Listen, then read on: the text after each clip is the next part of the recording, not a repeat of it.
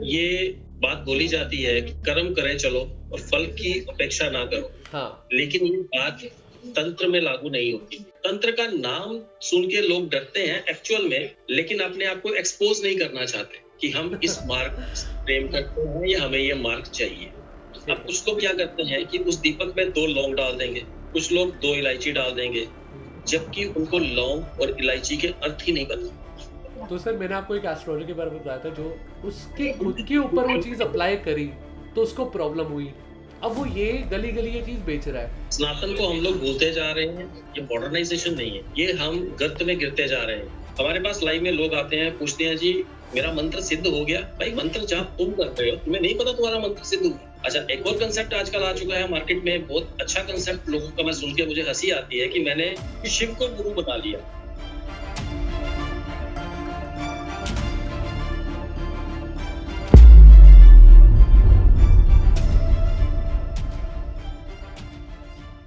तो जय माता दी दोस्तों, स्वागत है आप सबका एक और अविश्वसनीय और एक अमेजिंग पॉडकास्ट में। मैं चिराग जग्गा आज लेकर आया हूँ गुरु राजीव जी को आपके साथ, आपके समक्ष।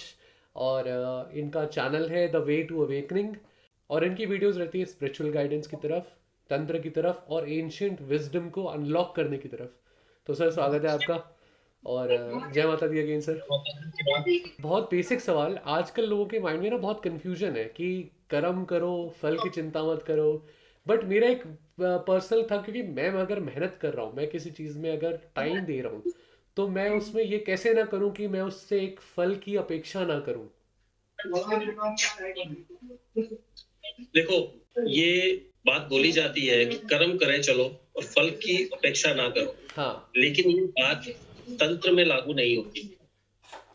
तंत्र का मतलब है कि अगर हम कोई कर्म करते हैं तो उस कर्म का फल हमारी क्रियाओं और हमारी साधनाओं के बल पर उस देव शक्ति को देना ही होगा। तंत्र भक्ति नहीं है। तंत्र एक वो लाइन है, वो विद्या है, वो तरीका है, वो विधा है जिसके द्वारा एक साधक जो चाहे वो कर सकता है। बस जरूरत है सही साधकों की, ऊर्जावान साधकों की, प्राणवान साधकों की, जो कि तंत्र की सही विद्याओं को सीख सके, तंत्र को समझ सके और तंत्र को अपने जीवन में उतार सके। जी। तो सर मेरा सेकंड क्वेश्चन यही आता है कि तंत्र का नाम सुन के लोग ऐसे डर जाते हैं जैसे पता नहीं उन्होंने कोई भूत देख लिया हो। और स्पेशली जो लोग बहुत ज़्यादा भक्ति में होते हैं, वो करते हैं कि नहीं मुझे कुछ नहीं चाहिए। और वो वो टेक्निकली वो मन से अपनी आशाओं को मारते रहते हैं। But on the other hand, अगर उनका कोई काम है जो फंसा हुआ है, जो हो सकता है सॉल्व, बट वो ये सोच लेते कि नहीं, मैं इसके लिए मैं सेल्फिश हो जाऊंगा अगर मैंने मांग लिया अपने भगवान से, या मैंने मांग लिया किसी से मेरी प्रॉब्लम्स का सलूशन ढूंढने के लिए। और उनके माइंड में ये कंफ्यूजन रहती है कि यार भगवान मेरे लिए काम करने थोड़ी ना आएंगे, भगवान क्यों आएंगे मेरे लिए काम करने के लिए, मैं कौन हूँ। देखो चिराग, एक्चुअल में क्या है, लोग ये समझते हैं कि हम भगवान की भक्ति करेंगे और हमें मांगने की जरूरत नहीं है, भगवान हमें हमारी इच्छाओं को ऑटोमेटिकली पूरा करेंगे। लोगों की साइकोलॉजी ये कहती है कि हम जाप कर रहे हैं, हम चालीसा पाठ कर रहे हैं, हम पूरी डेडिकेशन के साथ पूरा पूरा दिन अनियंत्रित रूप से जाप कर रहे हैं, एक शक्ति का आह्वान कर रहे हैं, तो उस शक्ति का फर्ज बनता है कि वो हमारी जरूरतों को पूरा करे। हाँ। बेशक लोग ये बोलते हैं कि हम मांगेंगे नहीं, हमें एक्सपेक्टेशंस नहीं है, वो ढोंगी हैं वो लोग। अंदर में सबकॉन्शियस में वो हाँ। अपनी मैं इच्छाओं को लेके बैठे हुए हाँ, हैं। मैं वही सर आपको बोल रहा था कि मैं क्वेश्चन आपका पुट कर रहा था, बीच में मैं थोड़ा सा फंबल हो गया, क्योंकि अंदर ही अंदर लोग किलस रहे हैं, कलप रहे हैं कि नहीं मुझे ये चीज चाहिए, बट ढोंगी है वो लोग। नहीं मैं मैं नहीं बोलता हूँ, मांगूंगा। ये क्या है सर, मुझे समझ में नहीं आता। देखो, अगर वो इंसान अपने सबकॉन्शियस में कुछ लेके बैठा है, मुंह से कुछ कह रहा है, इसका हाँ। मतलब वो खुद से ही न्याय नहीं कर पा रहा है हाँ। कि एक्चुअल में क्या चाहिए। राइट। ठीक है, तो इंसान को पहले क्लियर होना चाहिए। ठीक है, बिल्कुल सर। दूसरी बात, इंसान ईश्वर की भक्ति करता है, ठीक है, भक्ति के अंदर जाप नहीं आते। हाँ भक्ति होती है ईश्वर के पास जाना, अपने इमोशंस को शो करना, वहां पे अगरबत्ती दिखा दी, भोग दे दिया, ठीक है, इमोशंस में डूब जाना, उसकी आंखों से आंसू बहेंगे अगर कोई कष्ट है या प्रेम है ईश्वर के साथ, वो भक्ति है। हाँ ना कि आप एक मंत्र उठा लिया और उस मंत्र का जाप करना शुरू हो गया। मंत्र का जाप जहां पे आएगा वहां पे तंत्र की शुरुआत होगी, ओ भक्ति। और दूसरी बात ये कि अगर आपके अंदर इच्छाएं हैं, ठीक है, आप भक्ति के साथ ईश्वर के पास जा रहे हो या किसी के पास जा रहे हो, तो वो इस ईश्वर की मर्जी है कि वो आपकी इच्छा को पूरा करेगा या नहीं करेगा। जी अगर वो ईश्वर को लगता है कि आप काबिल हो, वो पूरा करेगा। अगर लगता है कि आप काबिल नहीं हो, वो नहीं पूरा करेगा। जी जबकि तंत्र में काबिलियत नहीं देखी जाती, आप अपनी काबिलियत शो करते हो। ईश्वर आपको जज नहीं करेगा, आप अपनी काबिलियत शो करोगे और ईश्वर से जबरदस्ती अपना कार्य सिद्ध करवाओगे। ये है तंत्र, फर्क है दोनों में, ठीक है। बट सबसे बड़ी बात ये हाँ कि इंसान को ये पता होना चाहिए कि क्या हम भक्ति कर रहे हैं या तंत्र कर रहे हैं, तंत्र को यूज कर रहे हैं। तंत्र का नाम सुन के लोग डरते हैं, एक्चुअल में लोग डरते नहीं है, जानते सब हैं, हाँ चाहते सब हैं, लेकिन अपने आप को एक्सपोज नहीं करना चाहते कि हम इस मार्ग से प्रेम करते हैं या हमें ये मार्ग चाहिए। बात सिर्फ इतनी सी है। हाँ हर एक इंसान ना कुछ मंत्र जाप, कुछ ना कुछ ईश्वर से प्रार्थनाएं कर रहा होता है। हाँ तंत्र कुछ नहीं है, तंत्र कोई बहुत बड़ी चीज नहीं है। तंत्र इस पूरे यूनिवर्स में जगह जगह फैला हुआ है। हाँ तंत्र, प्रजातंत्र, लोकतंत्र, ये सब तंत्र ही तो है। हाँ मैं आज आपसे यही बात कर रहा था कि मैंने कहा हर चीज में तंत्र है, लोकतंत्र, तंत्र जनतंत्र, मीन्स पता नहीं और कितने वर्ड्स ऐसे। क्रियाओं से चीजों को मैनेज करना। तो क्या तंत्र को टेक्नोलॉजी बोल सकते हैं या कोई ऐसा एथिकल वे जिससे आप कोई चीज प्राप्त कर रहे हो? इसको बिल्कुल इंग्लिश में क्या बोलेंगे?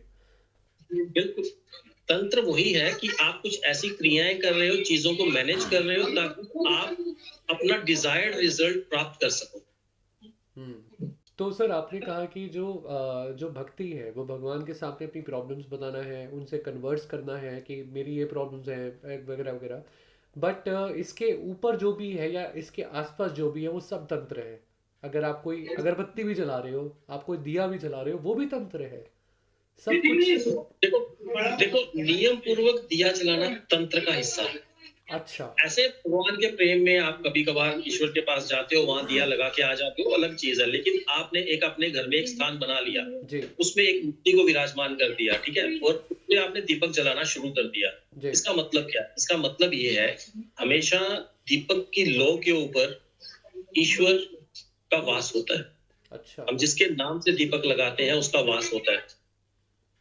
हम दीपक का मतलब क्या? दीपक का मतलब ये है कि हम जिस ऑयल से या जिस घी से दीपक प्रज्वलित कर रहे हैं, वो घी या ऑयल जो है वो इस ईश्वर तक पहुंचेगा। जैसे हवन में आप सामग्री डालते हैं, ठीक है, हाँ आपने आहुति दे दी स्वाहा के साथ, वो ईश्वर तक पहुंचेगी। अब इसमें आपने एक कंटिन्यूअसली दीपक लगा दिया जो कि 6 घंटे चल रहा है। हाँ 6 घंटे वो दीपक चल रहा है एक देसी घी से, तो वो देसी घी की आहुतियां बार बार बार बार उस ईश्वर तक जा रही है। उस लो में देवता का वास है, इस देवता का जिसके नाम से आपने दीपक लगाया है। इसकी डेप्थ को समझो। उस देवता का वास है जिसने दीपक लगाया है। ठीक अब है कुछ लोग क्या करते हैं कि उस दीपक में 2 लौंग डाल देंगे, कुछ लोग 2 इलायची डाल देंगे, जबकि उनको लौंग और इलायची के अर्थ ही नहीं पता कि लौंग क्यों देना है, इलायची क्यों देनी है। जब हमें अपने देवता को या फिर अपने साथ जुड़ी हुई किसी शक्ति को, फीमेल एनर्जी को बढ़ाना है उस देवता के अंदर, ठीक है, फीमेल पावर को बढ़ाना है उसके अंदर, तो हम इलायची देंगे। जी अगर मेल पावर को बढ़ाना है उनके अंदर, मेल तत्व को बढ़ाना है उनके अंदर, तो हम लौंग देंगे। जी आप अगर देखो तो लौंग, जो फूल वाले लौंग होते हैं, अगर उसकी शेप देखो तो वो पुरुष के लिंग के समान होगी। अगर आप इलायची, हरी इलायची को कट करोगे तो वो योनि के उसकी समान होगी। वो फीमेल सेक्सुअल ऑर्गन के जैसे मिलेगा। हाँ योनि के समान होगी, राइट। बिल्कुल। तो तो क्या इनका महत्व है, लोग बिना सोचे समझे ही दीपक में डाल देते हैं। अब पता नहीं आपके देवता को उस टाइम पे किस चीज की जरूरत है। ऑलरेडी वो हाईली मेल एनर्जी से लिप्त है, और उस टाइम पे उनको अगर फीमेल एनर्जी की जरूरत है और हम लोग डाल रहे हैं, इट मींस हम उनको और ज्यादा खराब कर रहे हैं। देखो, चीजों को प्रॉपर समझ के साथ करना चाहिए, प्रॉपर जानकारी के साथ करना चाहिए, तभी बेनिफिट्स मिलते हैं। सर, मेरे को इससे ना एक कहानी याद आई आपको। तो सर, मैंने आपको एक एस्ट्रोलॉजर के बारे में बताया था जो मेरे ही कॉन्टैक्ट्स के थ्रू मुझे मिला था। और उसका ये हिसाब था कि उसने ना सूर्य का जॉब बहुत कर दिया। कि उसको पहले तो बहुत अच्छा लगा, सूर्य का जाप कर रहा है, उसको सब कुछ जो उसको एनर्जी चाहिए थी, जो पावर चाहिए थी सूर्य से जो आती है वो प्राप्त हो रही है। बट एक दिन उसके कहीं, आई थिंक इधर कहीं ब्रेन में एक झटका पड़ गया, उसकी नस बंद हो गई। अब आजकल वो एक पेरिडॉइट की रिंग पहनकर घूमता रहता है हर जगह, और दूसरों को भी वही कंसल्टेशन देता है। और उसने क्या कंसल्टेशन दी कि फॉर एग्जाम्पल मेरा अगर बुध है या शनि है वो स्ट्रांग है। अगर घर एक सोच लो कि मेरा बुध मेरा लगन में है, और जो शनि है वो 10वें घर में है, केतु के साथ और या राहु के साथ या किसी के साथ भी, वो स्ट्रांग प्लैनेट है। ठीक है, तो उसको और स्ट्रांग कर दो। तो उसकी ये साइकोलॉजी थी। और मैंने जब उसको बोला, मैंने कहा भाई मतलब मेरे को ये जो चीज़ तूने दी है इससे मुझे कोई फायदा नहीं हो रहा। नुकसान तो देखो हो नहीं सकता क्योंकि देवता बचा लेते हैं, क्योंकि ग्रहों से बड़े देवता हैं, वो जानते हैं। मुझे ये समझ में नहीं आया कि उसके खुद के ऊपर वो चीज़ अप्लाई करी तो उसको प्रॉब्लम हुई। अब वो ये गली गली ये चीज़ बेच रहा है कि यार आप ग्रहों का जाप करो, आप ये स्टोन पहन लो तो आपको जिंदगी ऐसे पलट जाएगी। और आप कई लोग मुझसे कहेंगे कि यार तुमने क्यों स्टोन लिया। भाई मैंने जो स्टोन लिया, मैंने लिया एक गुडविल में कि अगर ये दे रहा है मुझे तो शायद देख लेते कुछ फायदा हो या क्या हो। तो मैंने उससे एक एमरल्ड और बहुत ही सस्ते में एक नीली ली थी। एमरल्ड और नीली। अब जनरली एस्ट्रोलॉजर जो होते हैं, जेन्युइन होते हैं, वो एक स्टोन से ज़्यादा सजेस्ट नहीं करेंगे आपको। उसने दो सजेस्ट करे, और वो बहुत यंग था। आई थिंक मेरे से भी मेरी एज का हो गया, मेरे अराउंड की एज का हो गया, बहुत यंग था। तो अब उसका सिनेरियो देखकर मैं ये समझ रहा हूँ कि यार इसका खुद का घर टूटा हुआ है। ठीक है, इसका खुद का प्रॉब्लम शुरू हो गई, बट ये दूसरों को सेम चीज रिकमेंड कर रहा है। मतलब इसका मानसिकता क्या, क्योंकि कोई विकृत हो गया या क्या हुआ है, मुझे ये समझ में नहीं आ रहा कि भाई देखो तेरे क्या साथ, है, हाँ तेरे साथ प्रॉब्लम हुई, तूने वही चीज सबको बेचना शुरू कर दिया। मुझे ऐसा समझ में नहीं आया। देखो क्या है, पापी पेट का सवाल है। हाँ। ठीक है ना? कोई काम नहीं मिल रहा है, सबसे इजी काम लोगों के इमोशंस के साथ खेलो, लोगों की साइकोलॉजी के साथ खेलो और पैसा कमाओ। सर ऑन द जब अदर हैंड मैं आपको एक और चीज़ बताता हूँ, सॉरी टू इंटरप्ट। मेरा एक फ्रेंड है जो, मैं अपने फ्रेंड की वजह से वहाँ उसके पास गया था। और ये सर मैं ये बार बार इस चीज़ के ऊपर स्ट्रेस इसलिए डाल रहा हूँ, नॉट बिकॉज कि ये मेरा पर्सनल इशू था, बट बिकॉज ऐसे कई सारे लोग हैं जो इसमें फंस जाते हैं, जो ग्रहों को और इन चीज़ों को जागृत करते हैं, और उनको सर बिना गुरु के साधना कर लेंगे। सबसे आपकी लाइन में तो सबसे ज़्यादा यही हो रहा है। बिना गुरु के ओम नमः शिवाय का जाप कर लो, बिना गुरु, चलो ठीक है। ओम नमः शिवाय एक ऐसा मंत्र है जो बहुत बार बोला गया है तो लोग कर लेते हैं, उसकी एनर्जी अब बैठ चुकी है। बट जो जिस मंत्र में बीज मंत्र आते हैं, लोग उनका जाप करना शुरू हो जाएंगे। तो मुझे ये समझ में नहीं आता कि ऐसा लोग कर क्यों रहे हैं। और दूसरी चीज, मैं जिस दोस्त को लेके गया उस दोस्त को आईबीएस की प्रॉब्लम है। अब आपको पता है आईबीएस की प्रॉब्लम में मस्तिष्क का और पेट का एक रिलेशन होता है। उसको आंशिक मांगलिक है, क्या है उसका, उसका मंगल वैसी भारी था, उसको मूंगा पकड़ा दिया। तो क्या हुआ, आग में घी लग गया उसको और उसके साथ उसने पकड़ा दिया। मैंने कहा ना 2 स्टोन का उसने बोला था, तो पकड़ा दिया स्पिनल, कि स्पिनल यहाँ पहन ले, मूंगा यहाँ पहन ले। और उसको फिर इतनी प्रॉब्लम्स हुई, कहता मैंने तो दोनों के दोनों उतार के साइड में रख दिए। फिर उसने क्या करा, उसका एक्यूप्रेशर होता है, उसने ब्रेसलेट बनवा लिया। अब ब्रेसलेट बनवा लिया फिर भी दिक्कत खत्म नहीं हुई उसकी, कि चलो ब्रेसलेट की तरह पहन लूंगा। तो आदमी जो कई बार हारा होता है ना बहुत जिंदगी में, वो आता है और उसके उसके पास कोई सोल्यूशन नहीं होता। वो आता है, सोचता है ये स्टोन पहनने से मेरे को फायदा हो जाएगा। बट मुझे ऐसा लगता है अगर 1000-1500 रुपये देकर आप जैसे लोगों के पास आए, सामग्री लेकर आए, तो शायद उसका निवारण ज्यादा जल्दी होगा। मुझे ये लगता बिल्कुल। है। सॉरी मेरा क्वेश्चन थोड़ा बहुत लंबा था, बट मुझे ये स्टोरी बताना बहुत ज्यादा इंपॉर्टेंट था उन लोगों के लिए, क्योंकि मैंने जस्ट अभी एक वीडियो बनाई थी एस्ट्रोलॉजर्स इसके ऊपर। और मैंने बोला था कि आप अपने अंदर विश्वास नहीं कर रहे, अपने अंदर के भगवान के ऊपर विश्वास नहीं कर रहे, आप बाहर विश्वास कर रहे हो कि बाहर से आपको कोई इंसान है और वो आपकी चीज ऐसे सॉल्व कर देगा, जो कि हो ही नहीं सकता सर। तंत्र में भी तो इंटेंशन का काम होता है ना? देखो क्या होता है, हमारा जो शरीर है ना, हाँ जी, हमारा शरीर है एक रिसेप्टर। हाँ जी, ठीक है, ये ब्रह्मांड में अलग अलग फ्रीक्वेंसीज दौड़ रही हैं। जी, ठीक है, होता क्या है, हम एक जाप करने बैठ जाते हैं, जी, वो जाप किसी एक फ्रीक्वेंसी को हाँ, इस कॉस्मोस से खींचना शुरू करता है, हाँ, हाँ, और उसके साथ में आपकी बॉडी की कॉन्शियसनेस को भी रेस करना शुरू करता है। हाँ, अगर ये कम्युनिकेशन सही बैठ रहा है, आपकी बॉडी की कॉन्शियसनेस भी इक्वली रेज हो रही है और वैसी ही फ्रीक्वेंसी वहां से टैप हो रही है, तो आपको दिक्कत नहीं आएगी। हम्म, पहली चीज मैं आपको ये बताऊं। लेकिन अगर आपकी अपनी फ्रीक्वेंसी रेज नहीं हुई और वहां से एनर्जी ज्यादा आ गई, तो इम्बैलेंस बैठेगा। ठीक है, इम्बैलेंस से आपको काफी सारी प्रॉब्लम्स फेस करनी पड़ सकती है। एक चीज तो ये क्लियर करूंगा। हाँ, दूसरी बात ये कि हम स्टोन्स पहनते हैं। हाँ, मुझे एस्ट्रोलॉजिकली इतना नहीं पता, एस्ट्रोलॉजिकली मैंने डील नहीं करता हूँ। जी सर, स्टोन्स पहनते हैं, मोस्टली लोग क्या करते हैं कि हॉरोस्कोप देखा कि यार ये वाला प्लेनेट खराब हो गया, इसका स्टोन पहन लो। ठीक है, हाँ, ये वाला प्लेनेट खराब हो गया, इसका स्टोन पहन लो। जी, जी, एक चीज जो मेरी समझ में आती है, या ये कह लीजिए जो मुझे गाइडेंस मिली कहीं से, हाँ, हाँ, माता रानी किसी से, एक हायर सोर्स से, उसके अकॉर्डिंगली टोन होता है किसी ग्रह को बल देना, बल हाँ, देना। okay? बल देना, अगर आपका एक ग्रह खराब है, आप उस खराब ग्रह को बल दे रहे हो, मतलब वो खराब कर रहे हो, और खराब कर रहे हो, राइट।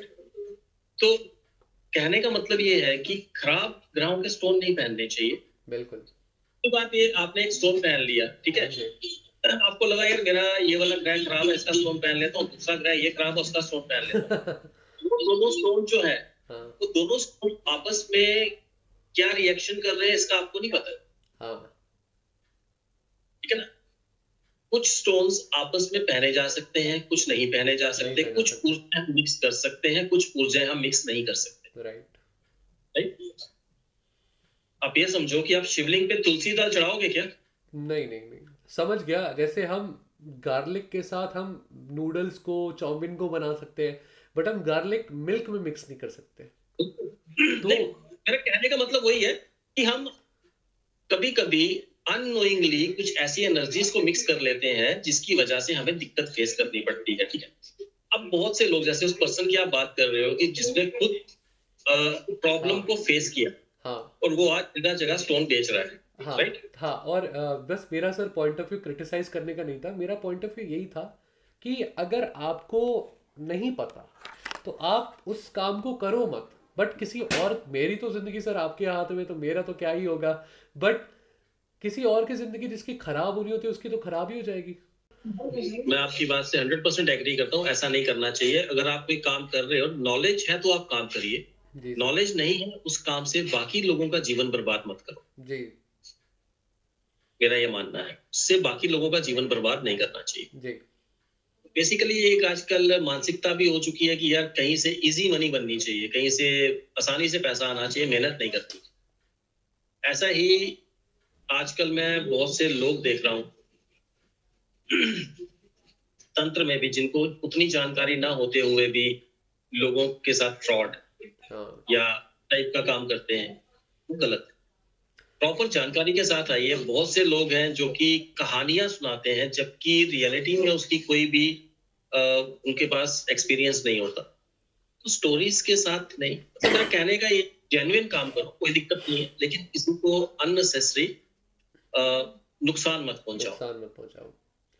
अब मैं सर वही चीज़ सोच रहा हूँ कि जिसको आईबीएस की प्रॉब्लम, मतलब आप देख रहे हो कि ये इसको ये प्रॉब्लम है, या आपको उसके चार्ट में भी दिख रहा होगा, उसने खुद बोला आपको पेट की प्रॉब्लम है, तो आप एक ऐसा फायरी स्टोन कैसे पकड़ा सकते हो? मुझे तो आप कुछ उसको वैसा बोलने को बोल दो कि तुम भाई कोई मंत्र का जाप ऐसा करो जो वाटर एलिमेंट ज़्यादा बड़ा है, जो तुम्हारी बॉडी में कूलनेस लाए। क्योंकि मैं सर, अगर मैं किसी को, पहली बात तो बोलता नहीं हूँ, बट अगर मैं किसी को बोलता भी हूँ, मैं उनको यही कहता हूँ कि आप ऐसी चीज़ें करिए जिससे आपकी बॉडी ठंडी हो, ठंडी चीज़ें खाइए, ठंडी चीज़ें करिए। क्योंकि मैं जिम जाता हूँ, वर्कआउट करता हूँ, साथ साथ में इन चीज़ों पे भी मेरा थोड़ा सा ध्यान रहता ही है, बिकॉज कई ऐसी चीज़ होती है जो हम नहीं समझ पाते हैं, कई ऐसी एनर्जीज होती है जिनको हम नहीं जानते, बट कुछ कुछ जैसे हमारे बूढ़ों बड़ों ने कही है कि हर हफ्ते एक बार नज़र उतरवा लो, और कुछ ऐसी चीज़ें होती हैं, तो मैं बिना सोचे कर लेता हूँ और मुझे उसका फ़ायदा होता है। तो ये है सर। बिल्कुल। तो समझ के साथ काम करने में दिक्कत नहीं होती है, लेकिन अगर आपको जिस चीज़ की नॉलेज नहीं है, आप उस काम को करोगे, वो तो परेशानी क्रिएट करेगा ही करेगा जी। ना। अब कई बार ऐसे सर बोला जाता है कि कुछ ऐसी रातें हैं जहाँ पे आपको खुले बाल करके नहीं जाना चाहिए, स्पेशली वुमेन को बोला जाता है, हमें तो क्या ही बोला जाएगा, स्पेशली वुमेन को बोला जाता है। बट अब सर वही बात है कि हम मॉडर्नाइजेशन के चक्कर में हम काफ़ी चीज़ें ना पीछे हट गई हैं हमारी, और हम भूल चुके हैं काफ़ी चीज़ों को। सनातन को हम लोग भूलते जा रहे हैं, सिर्फ इसलिए कि हम मॉडर्न हो रहे हैं। ये मॉडर्नाइजेशन नहीं है, ये हम गर्त में गिरते जा रहे हैं। सर हमारा हमारा ज्ञान हमसे छीन कर आज वो उसको वेस्टर्नाइज करके वो लोग बाहर आराम से बहुत अच्छी लाइफ जी रहे हैं। जो वो यहाँ बेचते हैं, जो वो यहाँ करते हैं, वो खुद नहीं अपने बच्चों को खिलाते। बिल्कुल, बिल्कुल। हमारी कंट्री एक डंपिंग ग्राउंड बन गई है, और मुझे इस बात का बहुत दुख होता है। बिल्कुल। स्पिरिचुअली भी बन रही है अब तो धीरे धीरे करके, क्योंकि आप हमारी देखो, वहाँ पे एक लंदन में आई थिंक थेम्स नदी है, if I am not wrong, अगर मैं उसका, थेम्स नदी आई थिंक लंदन में, आप उसका पानी देखो और आप गंगा का पानी देखो, बिल्कुल, दोनों में डिफरेंस है। बिल्कुल। चिराग, मैंने एक चीज़ देखी है, मेरे कुछ फॉरेन स्टूडेंट्स हैं, जिनको मैंने जिस हद तक हो पाया कोशिश की कि कुछ सिखाया जाए, तंत्र के बारे में साधना दी जाए, साधना करवाई जाए। हाँ। और मेरे कुछ स्टूडेंट्स हैं जो कि मुस्लिम हैं ओ। और फॉरेन में हैं। हाँ हाँ।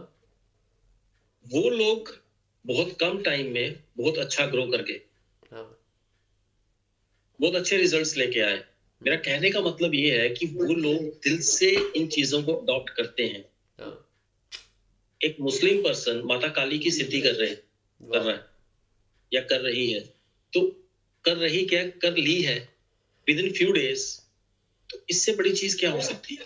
सर जो और हम, वो भी वो पर्सन जिनको ना हिंदी आती है ना संस्कृत आती।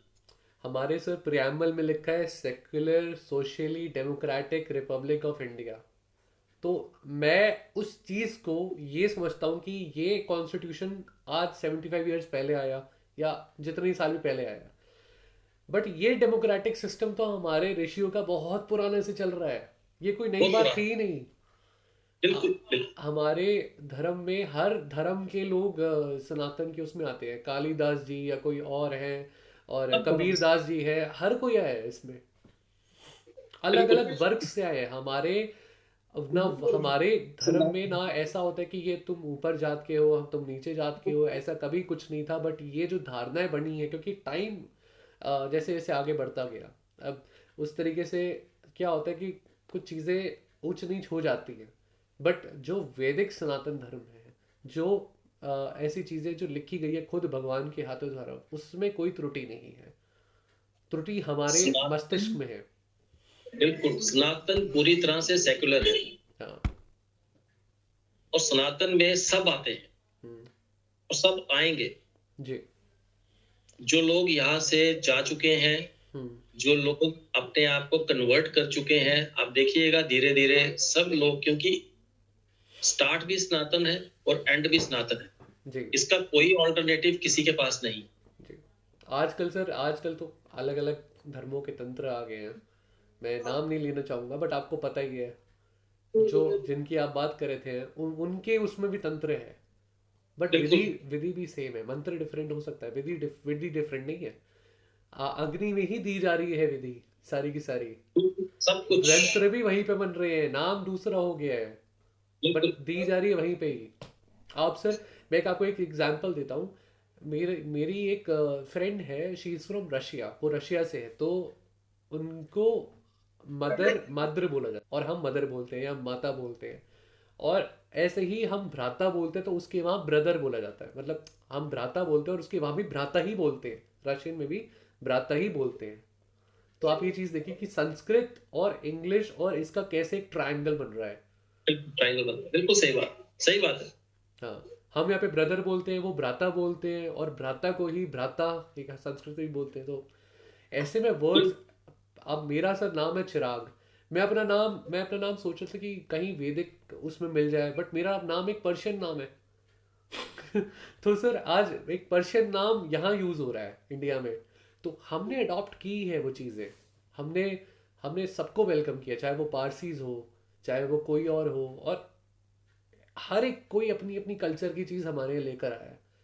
बट बट फिर अगर थोड़ा सा पीछे जाओगे तो आपको पता लगेगा सब निकला ही यहीं से और घूम के यहीं वापस आया, कोई अपनी चीज़ लेकर नहीं गया, सब ये पूल था, यहीं से यहाँ से लेके गए वहाँ, और वो हुआ, मार्केट हुआ, फिर वापस वहां इधर आ से गया। वापस आ गया, यही चीज है। सनातन का तोड़ कोई नहीं है, सनातन ही शुरुआत है, सनातन ही अंत है। सनातनी अंत है। सनातन की ब्रांचेस बहुत हैं, बट सनातन अपने आप में एक बहुत बड़ा वृक्ष है। वृक्ष है। उस वृक्ष को आप कभी भी ये नहीं कह सकते कि ये वृक्ष खत्म होगा, या ये वृक्ष का कोई तोड़ है, या इस वृक्ष से कोई निकला है तो वो आगे जाके कुछ और बना लेगा, कुछ नहीं कर पाएगा, वापिस इसी के पास आएगा। मैं तो सर, कहाँ आप जैसे लोगों से जब मिलता हूँ, क्योंकि मैं महंत यमुनापुरी महाराज जी से ही मिला, राजू दास जी से ही मिला, मैंने सबके साथ पॉडकास्ट करे, और मुझे ये पता ही नहीं चला कि धीरे धीरे धीरे धीरे मैं जितने लोगों के साथ पॉडकास्ट कर रहा हूँ, मैं उनकी प्रॉक्सिमिटी में आ रहा हूँ। जैसे आप अग्नि के पास आते तो आपको गर्माहट महसूस होती है, तो धीरे धीरे करके मेरी स्पिरिचुअल स्ट्रेंथ बढ़ती गई, मैं इस चीज़ों में और आगे चलता गया, और कब मेरे पास वो चीज़ अनलॉक हो गई कि मैं, अगर आज मुझे पता है कि किसी की कोई ऐसी चीज़ है और वो मेरे पास आता है, तो मेरे अंदर एक एम्पैथी जाग जाती है कि नहीं, मैं इसकी कोई मदद कर दूँ, इसका कुछ ऐसा काम कर दूँ, इसके लिए कुछ सॉल्व कर दूँ। मैं ये नहीं कह रहा कि मैंने कोई भगवान की कोई चीज़ पा ली है, मेरे पास कोई शक्ति आ गई है, बट ये सोचना कि आप किसी की मदद कर सकते हो, ये भी एक स्ट्रेंथ है। आजकल कितने लोग सोचते हैं सर कि मैं किसी का कुछ ठीक कर दूं, या मैं किसी को 4 रुपए का भी फायदा कर दूं। तो उस बात से मैं कह रहा हूँ। देखो चिराग, ये भी चीजें उसकी कृपा से ही आती हैं। हाँ जी। उसकी कृपा के बिना कुछ नहीं मिलता है। जितने कदम आप उसकी तरफ बढ़ा रहे हो, जी तो उससे ज्यादा कदम आपकी तरफ बढ़ा रहा है। जी।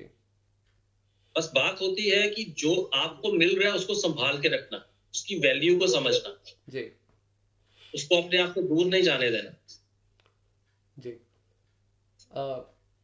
गुरुजी, तंत्र की ऐसी और क्या चीज़ है जो आज लोग गलत कर रहे हैं? हमने मंत्र जाप के बारे में बात करी, हमने बहुत सारी चीज़ों के बारे में बात करी, थोड़ी और इस पे प्रकाश डालिए, क्योंकि ऐसी पॉडकास्ट तो बहुत सारे हैं, बट जो चीज़ चल रही है, आप उसके ऊपर आपको पॉडकास्ट ऐसे मिल जाएंगे जो आपको बता रहे कि ऐसी विधि कर लो तो ये हो जाएगा, वो हो जाएगा, आपके सारे दरवाजे खुल जाएंगे, विच इज़ ओके।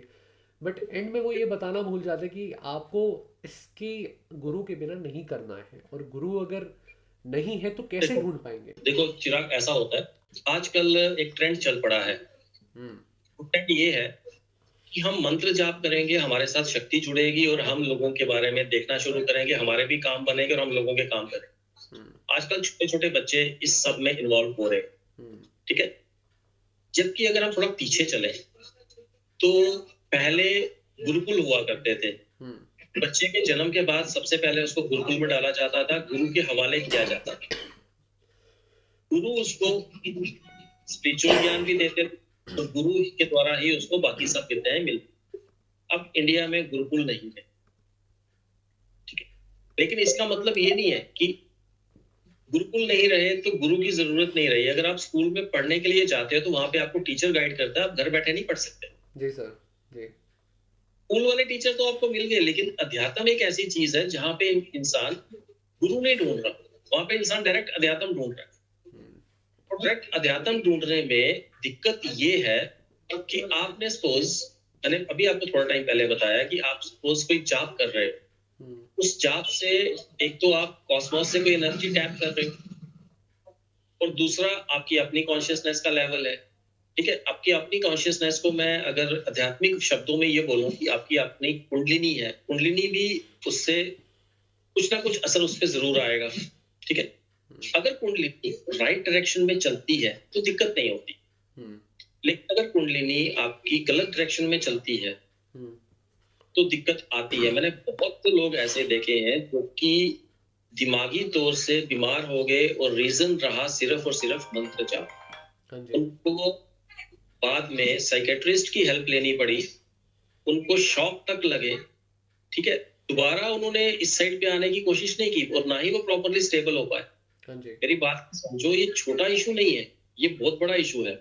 जाप करो, लेकिन एक योग्य गुरु के मार्गदर्शन में करो, ताकि अगर कोई गलत ऊर्जा आप अट्रैक्ट कर रहे हो या आप आपकी आपकी अपनी कॉन्शियसनेस में कुछ गड़बड़ हो रही है तो वो गुरु उस चीज को संभाल सके, वो उस चीज का हल आपको बता सके या अपने लेवल पे उन चीजों को फिल्टर कर सके, ठीक कर सके। इसके लिए गुरु का होना बहुत जरूरी है। आजकल मोस्टली मैं देखता हूँ बहुत से लोग ऐसे हैं, जैसे एक पर्सन सपोज हमारे पास आ गया, जी मुझे ये प्रॉब्लम है, ठीक है, उसके साथ में हमने देखा कि ठीक है कोई ऐसी एंटिटी लगी हुई है जिसको ठीक करने की जरूरत है। कुछ लोग उस एंटिटी को निकाल देंगे, कुछ लोग उस एंटिटी को क्या करेंगे कि ठीक है थोड़ा बहुत प्रेशराइज करके उस इंसान के फेवर में करेंगे और उस इंसान को बोलेंगे कि ठीक है तुम भी लोगों का काम करना शुरू करो। अच्छा, बहुत से लोग ऐसे आ चुके हैं मार्केट। अब एक एंटिटी के दम पर इतने इतने बड़े दरबार वो लोग लगा लेते हैं और लोगों को आगे यही कोशिश करते हैं कि यार एक सिंपल सी चीज मिल गई उनको कि यार उनको एक मंत्र दे दो, एक एंटिटी जोड़ने दो इसके साथ, फिर उस एंटिटी को वैसे ही थोड़ा बहुत काम करके इसके साथ में जोड़ देंगे, ये भी दरबार लगाएगा। बस ये लालच आ चुका है लोगों के मन में दरबार लगाने का। लोगों को लगता है कि दरबार का मतलब ज्यादा इजी मनी, बहुत ज्यादा पैसा, नाम, शोहरत, ये सब। और इस चक्कर में काफी सारे घर बर्बाद हो रहे, काफी घरों के अंदर दिक्कत आ रही, क्योंकि उस एंटिटी को कंट्रोल करने वाला कोई नहीं, उस एंटिटी पे वर्क करने वाला कोई नहीं है। अगर बाहर की कोई भी एंटिटी किसी इंसान के साथ जुड़ती है और वो एंटिटी अगर थोड़ी सी भी गलत एंटिटी है और पावरफुल है, तो सबसे पहले आपके घर के पितरों को खराब करेगी। उसके बाद वो आपके घर के कुल देवी देवता को दिक्कत देगी। उसके बाद आपके साथ में आपके घर में तांडव होना शुरू होगा। जब कुल देवी देवता की प्रोटेक्शन हट गई, पितरों की प्रोटेक्शन हट गई, फिर तो आती जाती कोई भी एंटिटी आपके घर पे दबाव मारना शुरू कर देगी। उससे आपके घर पे प्रॉब्लम आनी शुरू होगी। आज हम देखते हैं, मेरे काफी सारे शिष्य हैं पूरे इंडिया में जिनके दरबार लगते हैं। पूरे इंडिया में काफी सारी जगहों पे हमने दरबार स्थापित किए हैं। आज हम ये देखते हैं कि उन दरबारों में, या हमारा लाइव सेशन भी चलता है यूट्यूब पे, हमारे चैनल पे, तो लाइव के अंदर बहुत से लोग आते हैं। पहला क्वेश्चन उनका ये होगा कि मेरे साथ शक्ति कौन सी जुड़ रही है, ठीक है। तो उसका ये जवाब दे दिया जाता है कि बेटा आपके साथ में शक्ति नहीं, ये फलाना प्रेत है, या ये चीज है, या वो है, या ये वाली शक्ति है, या इसका गढ़ है। तो उसके बाद उनका सेकंड क्वेश्चन ये होगा कि भाई हमारे घर में मेरे पापा की जॉब चली गई है, हमारे घर में लड़ाई झगड़े बहुत हो रहे हैं। तो मतलब मेरा कहने का ये है कि वो क्वेश्चन कि भाई हमारी जॉब चली गई, घर में मेरे पापा की जॉब चली गई, मेरी जॉब चली गई, घर में लड़ाई झगड़े हो रहे हैं, घर में डिवोर्स वाला माहौल बन चुका है, किसी की अननेचुरल डेथ हो गई है, उस कारण नहीं समझ पा रहे हैं कि वो एंटिटी जो हमने जोड़ी है बिना किसी योग्य गुरु के, वो हमारे घर में तांडव का कारण बन रही है। ठीक है, इस चीज के साइड इफेक्ट्स बहुत होते हैं। जब तक एक सही सक्षम गुरु का हाथ नहीं होगा, तब तक उस एंटिटी को कंट्रोल करना आपके बस में नहीं। सिर्फ जाप, तंत्र सिर्फ जाप नहीं है।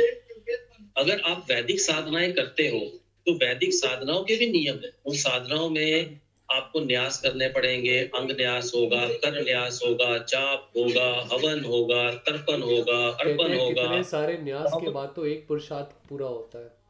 बिल्कुल, कई पुरुष चरण होते हैं। बिल्कुल।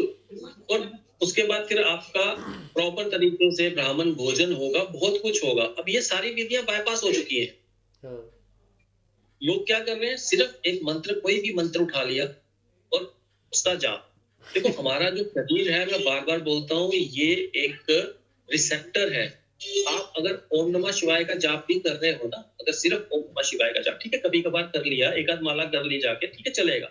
बट अगर आप सॉरी कंटिन्यूअसली ये चैंटिंग कर रहे हो, तो आपका शरीर किसी ना किसी एनर्जी को टैप करेगा ही करेगा, किसी ना किसी ऊर्जा को लाएगा ही लाएगा। आप सोचते हो कि मेरे साथ शिव जुड़ रहे हैं, या लोग बोल देंगे आपको, हाँ जी आपके साथ में शिव के गण जुड़ रहे हैं। गण क्या होते हैं? गण क्या होते हैं? हम शिव जी को बुला रहे हैं, गण क्या हुआ? गण का मतलब क्या है, पहले इस चीज को भी समझ लीजिए। गण का मतलब है मेरे या आपके जैसा कोई इंसान जो कि भोले शंकर का भक्त होगा, अपनी डेथ के बाद उनके लोक में निवास करेगा। ठीक है, अब जब वो गण, मेरी आत्मा जो उनके लोक में निवास कर रही किसी आदमी के साथ जुड़ेगी, तो मतलब वो है तो प्रेत ही ना, है तो वो आत्मा ही ना, भोले शंकर तो नहीं है। भोले शंकर नहीं है। तो भाई तुम प्रेतों को ही तो जोड़ रहे हो। जब तक आप उस प्रेत को तृप्त रखोगे तब तक ठीक है, लेकिन अगर बाई चांस आपसे कोई गलती होगी तो वो प्रेत तो तांडव मचाएगा भाई, वो नहीं छोड़ेगा आपको। और दूसरी बात ये है कि आपने क्रियाएं सारी बाईपास कर दी। जब बहुत से लोगों को लोग मंत्र दे देते हैं, हमारे पास लाइव में लोग आते हैं, पूछते हैं जी मेरा मंत्र सिद्ध हो गया। भाई मंत्र जाप तुम कर रहे हो, तुम्हें नहीं पता तुम्हारा मंत्र सिद्ध हुआ? ऐसे थोड़ी मंत्र सिद्ध हो जाएगा सर, ऐसे ही मतलब क्वेश्चन है कि मेरा मंत्र सिद्ध हो गया। एक और फनी क्वेश्चन ये होता है कि मंत्र से मैं काम कैसे लूं? जब मंत्र सिद्ध हो गया तो वो काम अपने आप बताएगा ना कैसे करना है। देखो, आपको इनर गाइडेंस नहीं मिल रही, आपके साथ में वो शक्ति जुड़ी ही नहीं जो आपको गाइड करे। अगर आज आपने बालाजी की सिद्धि प्राप्त कर ली है, ठीक है, आपका मंत्र सिद्ध हो गया, बालाजी की सिद्धि आपको मिल गई है, तो बालाजी आपको गाइड करेंगे ना, भाई ये कर वो कर। आप मंत्र जाप कर रहे हो लेकिन पूछा लेने के लिए आप दरबारों में भटक रहे हो, तो उस मंत्र जाप का क्या फायदा? आपको अपने इष्ट पे ही भरोसा नहीं है, आपको पता ही नहीं है कि मैं जो मंत्र जाप कर रहा हूँ उसकी क्या ऊर्जा है, आपको ये पता ही नहीं है, भरोसा ही नहीं है कि मैं बालाजी की साधना कर रहा हूँ तो बालाजी मेरे काम बनाएगा। आप भटक क्यों रहे हो फिर? आपको गाइडेंस बालाजी देंगे ना फिर। अच्छा, एक और कंसेप्ट आजकल आ चुका है मार्केट में, बहुत अच्छा कंसेप्ट, लोगों का मैं सुन के मुझे हंसी आती है कि मैंने शिव को गुरु बना लिया। अच्छा, मैंने हाँ, शिव को गुरु बना लिया, हाँ। देखो, गुरु ब्रह्मा गुरु विष्णु गुरु देवो महेश्वरा, ये बोला गया है। गुरु साक्षात तो मतलब ये होता है कि गुरु का पद जो है वो ब्रह्मा विष्णु महेश के बराबर हो सकता है, लेकिन ब्रह्मा विष्णु महेश जो है वो गुरु भी आकर के आपको ज्ञान नहीं देंगे। ये कलयुग है, इस कलयुग में आपकी पहुंच ब्रह्मा विष्णु महेश तक नहीं है। ठीक है, किसी सतयुग में हो सकता है किसी ने उनको गुरु बनाया हो, लेकिन उनकी अप्रोच थी वहां पे, तब लोग उन तक पहुंचते थे, जाते थे उनके लोक पे, उनसे बात कर सकते थे। क्या आज आप जाकर के शिव जी के पास जाकर के पूछ सकते हो कि भाई शिव जी मेरे इस मंत्र में ये प्रॉब्लम आ रही है, मुझे बताओ मैं क्या करूं? अब बालाजी के पास जाके पूछ सकते हो? तो फिर वो गुरु कैसे हुए? शिष्य जो है वो अगर गुरु धारण कर रहा है, ठीक है, तो इसका मतलब ये नहीं होता, ये वन वे कम्युनिकेशन नहीं होता। गुरु भी शिष्य धारण करना चाहिए। मुझे ये लगता है सर कि मुझे तो ये लगता है सर कि कोई आजकल जो योग्य नहीं है, जिनको नहीं करनी चाहिए साधना, जिनकी प्रॉब्लम्स बहुत है, वो कह रहे भाई शिव जी को गुरु बना लिया है। और चलो ठीक है, एक बात बताओ, क्या शिव जी को तुम एज अ शिष्य चाहिए? पहले उतनी योग्यता तो पैदा करो। मैं वही उसी पॉइंट पे आने वाला था। बहुत से हायर एलिवेटेड संत होते हैं, हायर एलिवेटेड लोग होते हैं जिनको गाइडेंस हायर लेवल से मिलती है, ठीक है, लेकिन पहले उस लेवल तक तो पहुंचो। अच्छा, मेरे पास लोग आते हैं बहुत से लाइफ के अंदर कि भाई हमें सपने में मंत्र मिला। अच्छा, मैंने पूछा कि भाई सपने में मंत्र मिला तो मंत्र कौन सा मिला? बोल देंगे जी ओम दुम दुर्गाय नमः, या ओम नमः शिवाय, या ओम क्रीम कालिकाय नमः, इस टाइप के मंत्र। देखो, जब गाइडेंस, चिराग बहुत गहरी बात बोलने वाला हूँ, जब गाइडेंस हायर सोर्सेज से आती है, ठीक है, तो एक तो वो तब आएगी जब आपका लेवल बन चुका होगा, ठीक है, और तब ऐसे मंत्र नहीं मिलेंगे। तब जो मंत्र मिलेंगे ना, उन मंत्रों की प्रेजेंस किसी बुक में नहीं होगी। सर वो ये तो मंत्र। बिल्कुल बिल्कुल वही चीज़ होगी कि अगर फॉर एग्जांपल किसी को आपका काम बहुत सोचो, कल किसी बहुत ही बड़े एंटरप्रेन्योर, मैं नाम नहीं लेना चाहूँगा, किसी का भी उनको आपका काम पसंद आ गया, वो पब्लिकली जाके कभी आपको ये चीज़ नहीं बोलेंगे कि मैं आपको बुला रहा हूँ। वो आपको कहीं सीक्रेटली किसी आदमी के थ्रू कॉल करवाएंगे कि इसके पास जाओ, उसको बोलो। और कि बिल्कुल जैसे समझ लो टाटा सर ने आपको कॉल कर लिया तो बिल्कुल। खैर, he was a very great man, तो उनके लिए श्रद्धांजलि। बट आप सोचिए कि रतन टाटा जी की फैमिली से किसी ने बोला कि यार इस आदमी को मुझे लेना है, he is a very amazing person. और वो आपको ऐसे थोड़ी ना कि पब्लिक में भीड़ मचा देंगे और वो बस आप समझ रहे हो कि ढोल नगाड़े बजवा कर आपको बोलेंगे कि हमने इसको चूज किया है, हम इसको मंत्र देंगे या जो ऐसे वो करेंगे। आपको बहुत सीक्रेटली बुलाएंगे, आपको बहुत सीक्रेटली काम देंगे और आपको एक कॉन्फिडेंशियलिटी वो करवाएंगे, क्लॉज करवाएंगे कि हाँ भैया आपको ये चीज़ें रिवील नहीं करनी है बाहर। बिल्कुल। तो हम प्रैक्टिकल वे से जब हम कागज पे चीज़ देखते तो हम समझ जाते हैं कि हाँ यार ये चीज़ है। तो कॉन्फिडेंशियलिटी क्लॉज क्या उस लाइन में नहीं होता होगा? बिल्कुल होता होगा। और लोग अपने अनुभव ऐसे बता देते कि जैसे पता नहीं भाई मेरे को शिव जी मिल गए, मेरे को आज ही मिल गया। तो चिराग, मुझे हंसी आती है लोगों पे। हाँ। एक तो ये कि वो अपने आप को समझते हैं कि हम उस लेवल पे हैं। भैया हो सकता है कि वो लोग हो, मैं नहीं कह सकता हाँ। कि हमें ईश्वर गाइड कर रहा है, ठीक है। दूसरा, तंत्र हमेशा गोपनीय है, गुप्त है। हाँ। एक ये चीज बहुत इंपॉर्टेंट है। तंत्र में अगर हम किसी को कोई मंत्र दे रहे हैं हम्म। या कोई विधि सिखा रहे हैं, तो साथ में एक इंपॉर्टेंट चीज बोल दी जाती है कि भाई ये मंत्र अगर तुम्हारे मुख से किसी और ने सुन लिया, हाँ। ये विधि किसी और ने देख ली, तो ये विधि निष्फल, ये मंत्र सुप्त हो जाएगा। ठीक है। और हमारे पास लाइव के अंदर लोग आके बोलेंगे हाँ जी मैं ये वाला मंत्र कर रहा हूँ, देखो चार्ज हुआ नहीं हुआ। इसलिए लोगों में तुम उस चीज को डिस्क्लोज कर रहे हो। हाँ। ठीक है अरे ना। कई लोग तो सर मैंने देखा है लाइव पे, वहां वहां पे मंत्र लिख रहे होते हैं, चाहे उनको गोपनीय मिला हो बट वहां लिख रहे होते हैं। अरे यार अगर आपको गुरु से गाइडेंस मिल गई, आप फिर भी पूछा पे आ रहे हो, लाइव गाइडेंस ले रहे हो कि यार ऐसा है मैंने मंत्र किया है। और आप वहां मंत्र देखोगे वो बीज मंत्र से भी आगे के उग्र मंत्र होते हैं, जिनको शायद मैं भी करूंगा नहीं। क्रिंग क्रिंग क्रिंग गेंग गेंग गेंग श्रिंग श्रिंग, पता नहीं क्या लंबे लंबे मंत्र होते हैं सर, और वहां लिख देते हैं। बेसिकली क्या होता है, एक और चीज चिराग मैं बताता हूँ आपको। आजकल लोगों ने मंत्रों को विक्षिप्त कर दिया है। मंत्र सपोज जाप करने के लिए बैठ गए, हम्म। किताब में मंत्र एक लिखा है, उसमें से या तो एक अक्षर गायब कर देंगे या कोई एक दो अक्षर नए जोड़ देंगे, चाहे वो बीज जोड़ देंगे या कुछ कर लेंगे। उसका साइड इफेक्ट ये होता है कि वो विक्षिप्त हो गया, वो गलत ऊर्जा को कनेक्ट करेगा। चिराग मैं एक बहुत बड़ी बात बोलने वाला हूँ। अगर हमें छोटी ऊर्जा को अपने साथ कनेक्ट करना है, छोटी ऊर्जा का मतलब प्रेत, उस टाइप की चीजें, तो बहुत जल्दी अट्रैक्ट होंगी। जी। अगर हमें बड़ी ऊर्जा को अपने साथ जोड़ना है तो बहुत टाइम लगता है। ठीक है। अगर आप कोई विक्षिप्त मंत्र यूज कर रहे हो, जिस मंत्र के अंदर चेंजेस कर दी गई है, चाहे छोटी सी चेंज है, माइनर सी चेंज है, अच्छा सा कोई एक बीज अक्षर उसमें ऐड कर दिया, वो विक्षिप्त हो गया, तो वो डेफिनेटली लोअर लेवल की किसी एंटिटी को आपके साथ में अटैच करेगा। हाँ जी। और वो entity at the end of the day harm ही करेगी। कुछ देर आपको बेनिफिट हो सकता है, लेकिन अल्टीमेटली बाद में हार्म ही होगा। अच्छा एक चीज और बताता हूँ। तो आपने एक एंटिटी को जोड़ लिया, ठीक है, उसके दम पे आपने उससे काम भी लेने शुरू कर लिए, ठीक है, काम करते रहे, सब कुछ हो गया, बहुत अच्छा। लेकिन हम एक चीज भूल जाते हैं कि एक दिन हमें जाना है इस दुनिया को छोड़ के। जब हम जाएंगे तो उस एंटिटी का क्या होगा? वो अरे एंटिटी आपके परिवार में क्या करेगी? हाँ। ठीक है ना। उस एंटिटी ने बाद में आपके घर के अंदर, अगर तो अच्छी एंटिटी होगी तो वो पूजा स्वीकार करेगी। अगर वो एंटिटी अच्छी नहीं होगी तो वो एंटिटी आपके घर में उपद्रव मचाएगी। वो एंटिटी आपके घर में वो बड़ी बड़ी दिक्कतें क्रिएट करेगी।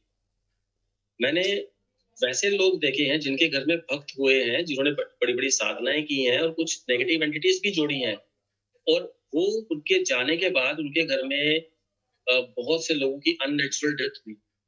जब देखा गया तो पता चला कि भाई उस डेथ के पीछे रीजन तो वो शक्ति है जो कि उस भक्त ने गेन की थी। वो शक्ति यहाँ दबाव मार रही है, वो शक्ति यहाँ दिक्कत दे रही है। ऐसे बहुत से केसेस हुए हैं, बहुत से केसेस दरबारों में आते हैं। तो ये केसेस सॉल्व कैसे होते हैं सर? सॉरी, ये केसेस सॉल्व कैसे होते हैं? मतलब ये अब पता तो लग गया केस ये। विधियां हैं, हम उन विधियों से उन एंटिटीज को रिलीज करते हैं वहां से। ठीक है। हाँ, वो भी अब तो एक स्टक है ना एक जगह पे। जी, हम मैं अगर किसी को कोई शक्ति या कोई साधना करवा रहा हूँ तो मेरी कमिटमेंट होती है कि ये शक्ति अगर आप जाने से पहले किसी को ट्रांसफर कर दोगे तो ठीक है, अगर ट्रांसफर नहीं करोगे तो जहां से ये शक्ति उठा रहे हैं वहीं शक्ति जाके बैठेगी।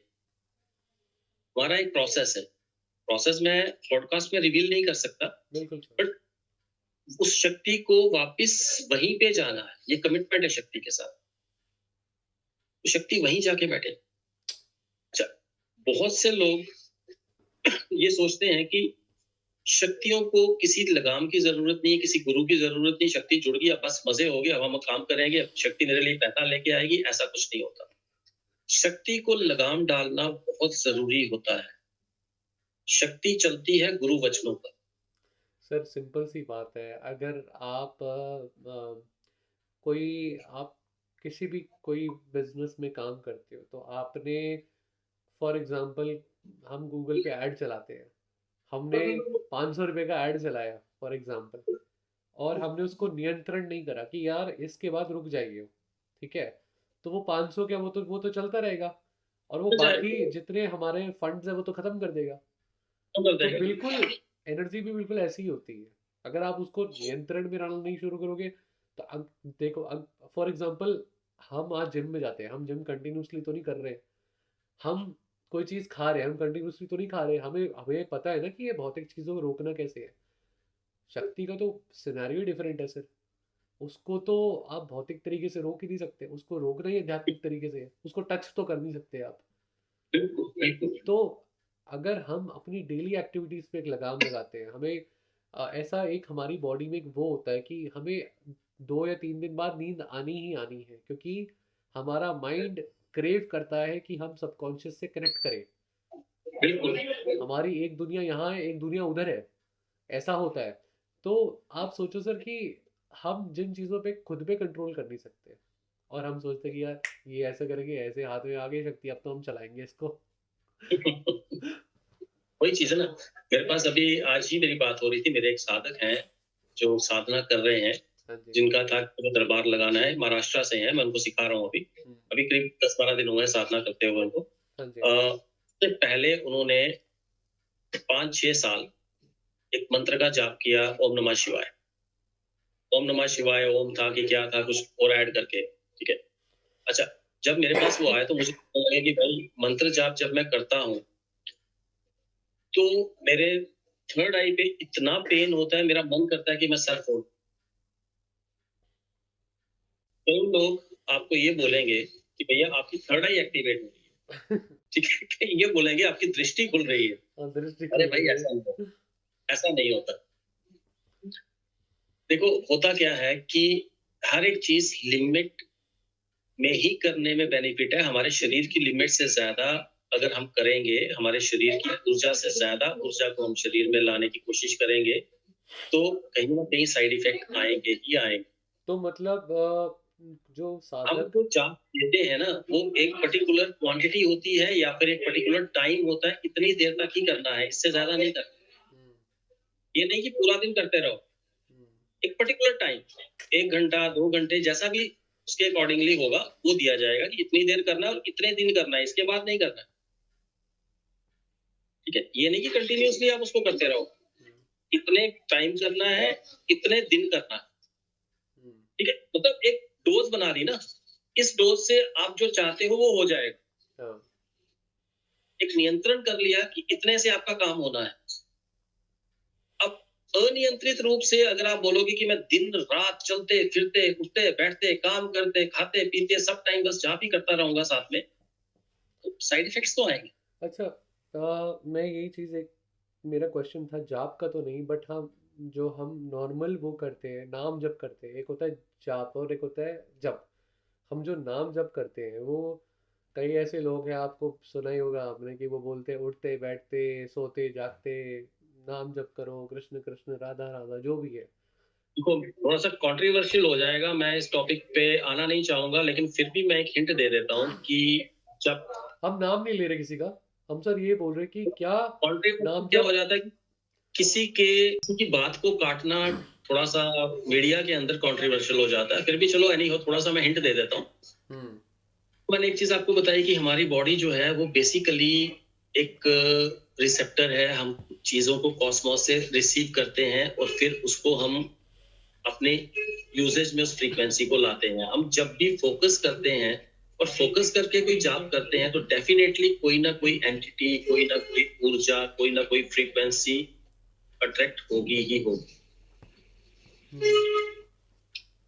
और जब फ्रीक्वेंसी अट्रैक्ट होगी तो डेफिनेटली उसका असर तो आएगा। मेरा मानना है कि कंटिन्यूअसली जाप, अगर आप हाईली एलिवेटेड पर्सन हो तो करो। अदरवाइज आप ये देखो कि जब से लोग ये बोलते हैं, मोस्टली एक मैं चीज थोड़ा सा अलग साइड पे लेके जाता हूँ, मोस्टली लोग ये बोलते हैं कि हम जितना भगवान के पास जाते हैं, हम जितना भगवान का जाप करते हैं, उतना ज्यादा हम परेशानियों में गिर रहे हैं। हाँ, ये बहुत भी लोगों बात ने है, ये चीज बोली। ये भी बात है। देखो, लुभावनी वाणी बोलना मेरा काम नहीं है। मैं लुभावनी बातों से लोगों को गलत डायरेक्शन में लेके नहीं जा सकता।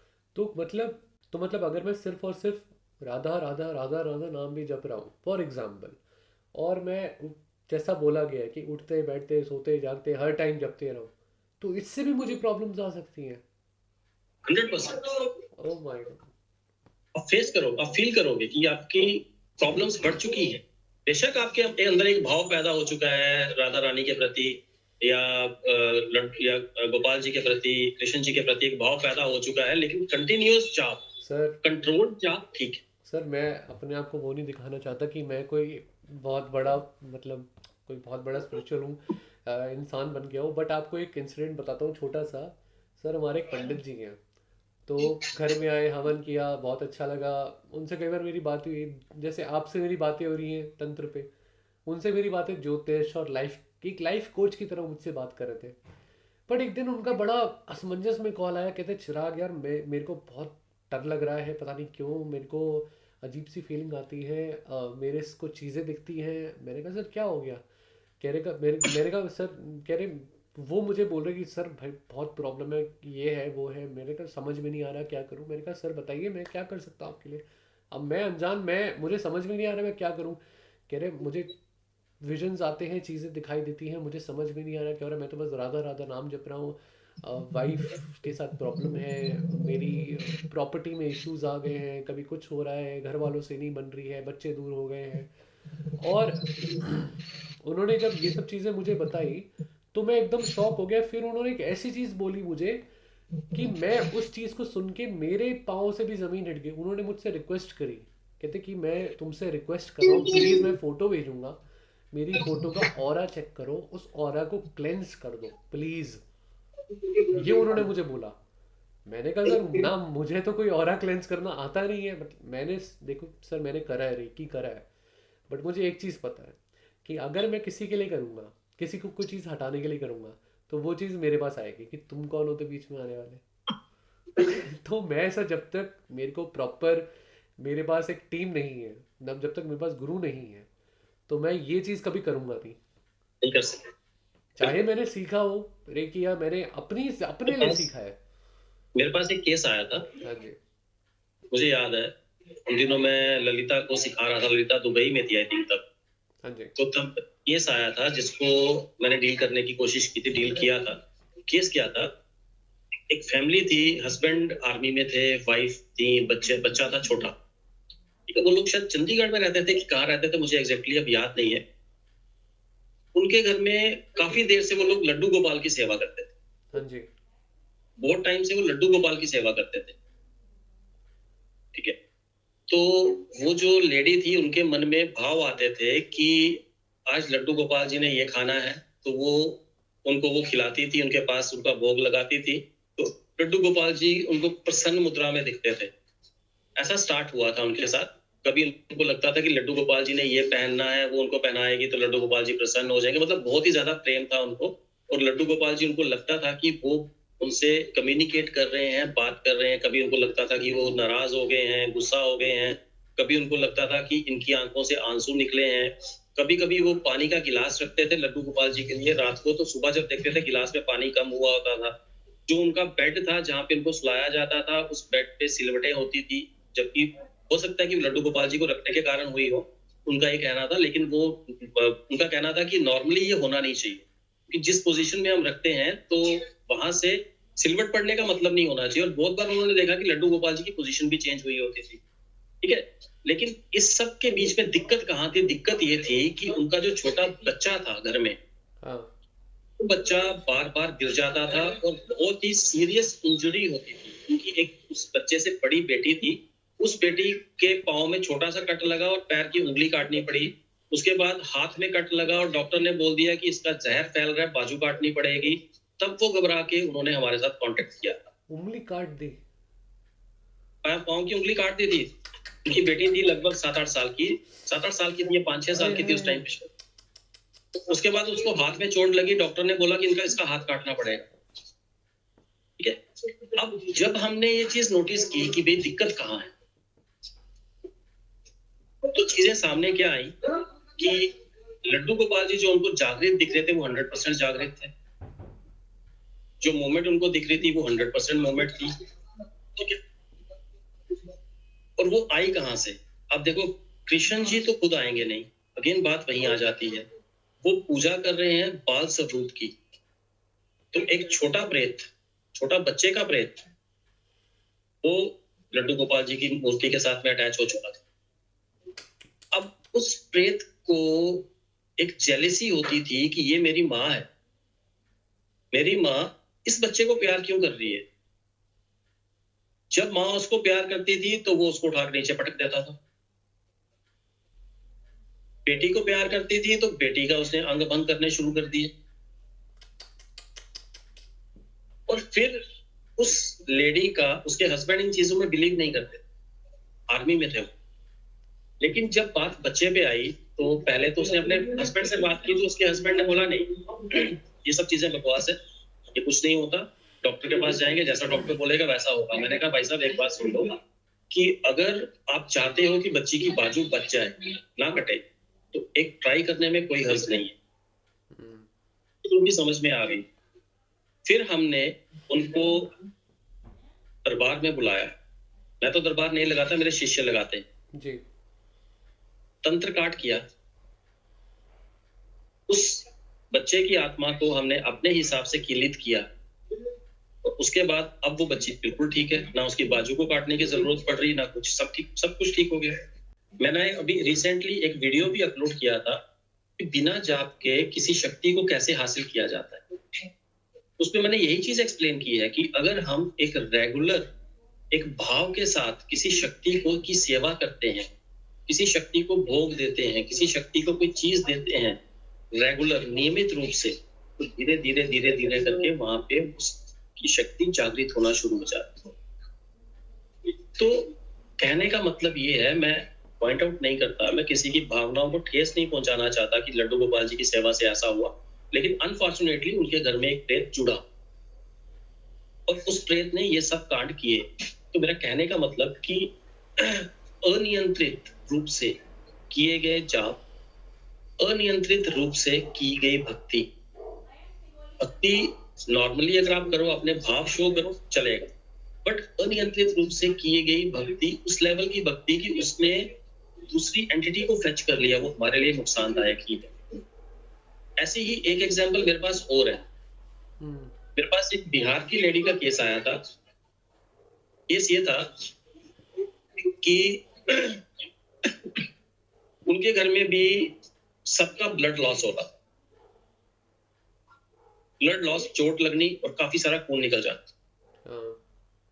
ठीक है, मेरे पास केस आया। मैंने कहा कि भाई आपके घर में काली माता की पूजा कौन करता है? वो लेडी बोली मैं करती हूँ। मैंने कहा नहीं, आप नहीं, आपसे पहले।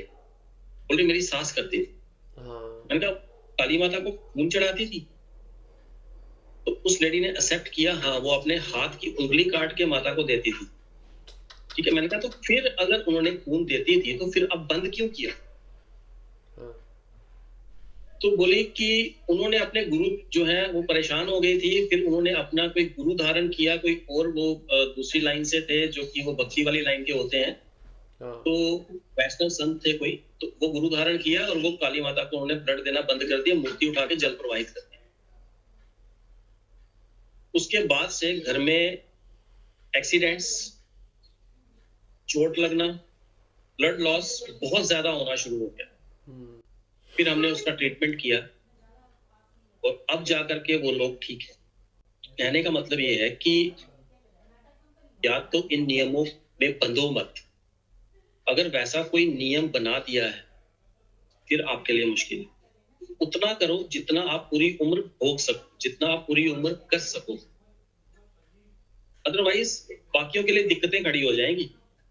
मंत्र वो चीज है, आप मंत्र जाप कर रहे हो, आप चाहे बोलोगे ये भक्ति है, वो भक्ति नहीं है। आप नाम जाप कर रहे हो, आप बोलोगे भक्ति, वो भक्ति नहीं है, वो तंत्र है। तंत्र है। सर आप भजन गाओ, वो मैं भक्ति है। मैं आप सर आप आंसू बहाओ, वो भक्ति है। हाँ, देखो, हमारे हमारे यहाँ भी लड्डू गोपाल है, बट हम नियमित रूप से कुछ करते नहीं है, वो एक मूर्ति रूप में है। देखो चिराग, सब लोगों की भक्ति उतनी निर्मल नहीं होती कि वो चीजों को जोड़ लें। सब लोगों की भक्ति उतनी सच्ची नहीं होती। मैंने बताया, पहले आपको बताया, कुछ लोग ढोंगी होते हैं। इस मेरे वर्ड को मैं एक हाँ, ह्यूमर के तौर पे इस वर्ड को यूज कर रहा हूँ, ठीक है? इसको आप अदरवाइज मत लीजिए। ढोंगी का मतलब ये है कि ठीक है, मन में चाहत बहुत है, दिखावा हम बहुत करते हैं, लेकिन मन में वो अफेक्शन उतनी नहीं है। उस केस में उतना नहीं पड़ेगा। लेकिन हाँ, अगर दिल में वो भाव वाकई में बहुत स्ट्रांग है तो दिक्कत आ भी सकती है। क्योंकि सर मेरे जो जानने वाले में आपने कैसी ऊर्जा को जोड़ लिया है। हाँ, देखो, कॉइन के दो पहलू होते हैं, दोनों पहलू देखने चाहिए। आप एक ही पहलू देख के आगे बढ़ोगे तो लाइफ में दिक्कत आ सकती है।